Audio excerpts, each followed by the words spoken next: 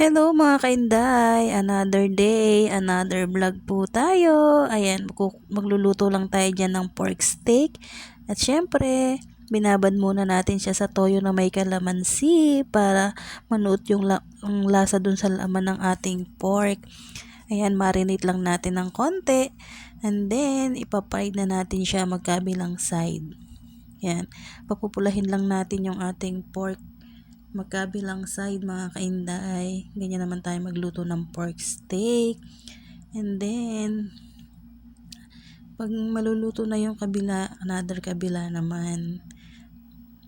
Yan, medyo palulutuin lang natin ng konti.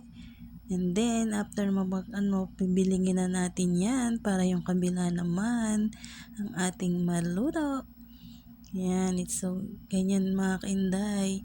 Medyo okay na siya dyan. Ilalagay na natin yung ating sauce na ginamit na pinang-marinate dyan sa ating pork mga kainday.